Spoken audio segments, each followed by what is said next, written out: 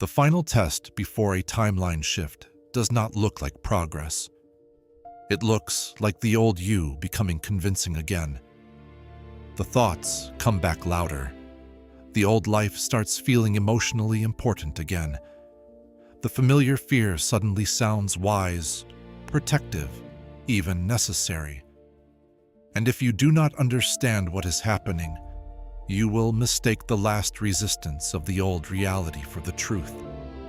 This is one of the most important moments in any real transformation. Not the moment you first feel inspired.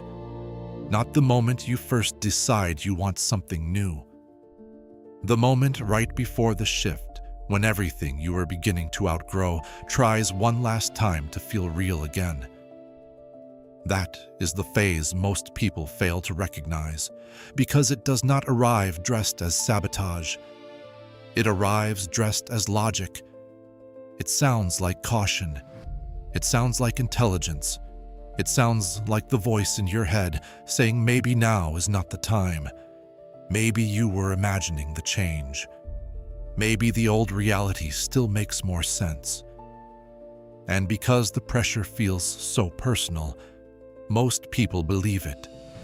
But what if the reason the old self suddenly sounds convincing again is because it knows it is losing control? This is where transformation becomes much deeper than motivation or mindset. The version of you that has been creating your current reality is not just a set of beliefs. It is a stabilized system of thought patterns, emotional habits, nervous system responses, music, and repeated interpretations of life. Over time, that system becomes what you call identity. And identity is not neutral. It wants continuity. It wants, over time, that system becomes what you call identity. And identity is not neutral. It wants continuity. It measures safety by repetition. If a thought, feeling, and reaction have happened enough times, the body begins treating them as normal. Even if they create suffering, they still feel survivable. That is why the old self can feel so convincing. It has been practiced. Dr. Joe Dispenza often explains that the body becomes the mind of the past. Repeated emotional states stop being temporary reactions and become a baseline. Stress becomes familiar. Urgency becomes familiar. Overthinking becomes familiar. The emotional chemistry of the old identity becomes so repeated that the body begins requesting it automatically. And when the body requests the old chemistry, the mind produces old thoughts to match it. This is where the final test begins. You start changing. The old reality begins losing emotional force. Your reactions soften. Your old life starts making less sense. And right when the shift is near, the old system pushes back. It does not push back because it is stronger. It pushes back because it is destabilizing. This is something almost every complex system does. Right before an old structure loses coherence, instability often increases. There is turbulence before reorganization, noise before a new order forms. In the human nervous system, that turbulence can look like old fears returning, old attachments intensifying, or old emotional loops becoming temporarily louder than they were just days before. This is why the phase can feel so confusing. You are getting quieter, clearer, less reactive, and suddenly the old thoughts return with force. The old life feels emotionally charged again. The old fear sounds intelligent again. The old self starts arguing for its own survival. And if you do not understand the mechanics of this phase, you will misread the signal. You will assume if the old fear came back, maybe I am not really changing. If the old reality feels intense again, maybe the new path is not real. If the old self sounds convincing, maybe I should go back. That is exactly how the old timeline music keeps people from leaving it. Not by overpowering them, by confusing familiarity with truth. This is why the final test is not really about external circumstances. It is about loyalty. Are you still loyal to the old emotional world just because it is known? Or are you becoming loyal to the emerging self even before that self feels fully stable? That is the threshold where timelines change, because a new reality does not stabilize the moment you want it. It stabilizes when the observer changes enough that the old reality no longer has the same emotional authority. And right before music that happens, the old observer often becomes louder. It tries to recover its influence through thoughts, fears, urges, and emotional pressure. It wants you to rebuild the old internal world before the new one can lock in. It wants to make the old life feel necessary one more time. That is the final test. Not whether you can stay positive, whether you can recognize that the return of old intensity is not the return of old truth. Because those are not the same thing. An old thought can return without being true. An old fear can get louder without being aligned. An old fear can get louder without being aligned. An old identity can fight for survival without being the self that should lead your future. Once you understand that the pressure starts looking different, it is no longer proof that the shift is fake. It becomes proof that the shift is threatening the false. That changes everything, because instead of asking, "Why is this happening again?" you begin asking a more useful question. What is the old reality trying to make me rebuild before it loses me? What makes this phase so dangerous is that the old self never presents itself honestly. It does not say, "I am your past trying to survive." It says, "I'm just being realistic." That is how it keeps its power. The old reality does not usually pull you back through obvious darkness. It pulls you back through arguments that sound reasonable enough to trust. It takes your familiar fears and dresses them in the language of caution. It takes your old wounds and disguises them as wisdom. It takes your nervous system's discomfort with the unknown and translates it into thoughts sound intelligent, mature, and protective. This is why the final test feels so personal. It knows your voice. It knows your patterns. It knows what kind of thought will make you hesitate. And because it speaks in the language of self-P protection, people often mistake it for intuition. But intuition expands music you. The old self contracts you. That distinction matters more than most people realize. The familiar mind does not need to be correct to stay in power. Only music needs to sound believable, long enough to get you to rebuild the same emotional structure. If it can make you react the old way, if it can get the body back into the old chemistry, then the old reality regains coherence. That is how the cycle survives. This is where nervous system survival response becomes central. The body is not just listening to your thoughts. It is actively shaping them. When the unknown approaches, when the old timeline begins losing stability, the nervous system often interprets the shift as threat. Not because the new reality is dangerous, but because it is unfamiliar. And unfamiliarity to a conditioned body can feel like danger even when it is actually expansion. Music. So the body tightens. The thoughts intensify. The old emotional memories become easier to access, and suddenly the old selfie sounds authoritative again. This is not 7 minutes, 57 seconds, random. It is the survival system trying to preserve continuity. For years, the body may have lived inside a familiar emotional environment. Stress, urgency or disappointment, vigilance, fear of loss, fear of change, fear of hope itself. Those states became chemically normal. The body knew how to survive inside them. They may have been painful, but they were known. So when a new timeline starts forming, one that requires more openness, more coherence, more internal trust, the body can react as if you are leaving something essential behind. Because in a way, you are leaving behind the emotional architecture that built the old reality. That architecture does not vanish without resistance. This is why the final test often looks like the return of the very patterns you thought you had already outgrown.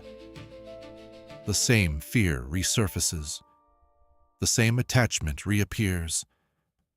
The same urge to shrink, to overthink, to go back, to doubt everything comes rushing in as if it has been waiting for the exact moment when you were most vulnerable. But what you are actually seeing is not proof that the old self is still right. You are seeing proof that it is still available. And availability is not destiny. This is one of the most important distinctions in transformation. A pattern can still be available in the nervous system without needing to direct your future.